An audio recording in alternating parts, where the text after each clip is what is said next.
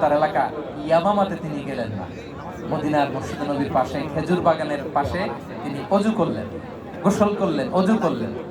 এরপর ফিরে এসে বিশ্বনবীর সামনে দাঁড়িয়ে বললেন, আশহাদু আল্লাহ ইলাহা ইল্লাল্লাহ ওয়া আশহাদু আন্না মুহাম্মাদান আবদুহু ওয়া রাসূলুহু। আমি সাক্ষ্য দিচ্ছি আল্লাহ ছাড়া কোনো ইলাহ নেই, আপনি আল্লাহর প্রেরিত রাসূল। হে মুহাম্মদ, আপনার চাইতে নিকৃষ্ট মানুষ আমার কাছে কেউ ছিল না, কিন্তু এখন থেকে আপনার চাইতে কোনো প্রিয় মানুষ আমার জীবনে নেই। ইসলামের চাইতে নিকৃষ্ট কোনো ধর্ম আমার জানা ছিল না, আজ থেকে ইসলামের চাইতে প্রিয় ধর্ম আমার কাছে নেই।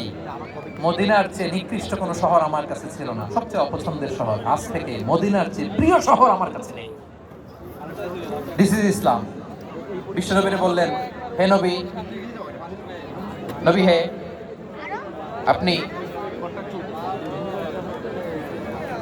আমাকে উমরার অনুমতি দিন। তিনি উমরা করতে গেলেন। বিশ্বনবী তাকে তালবিয়া শিখিয়ে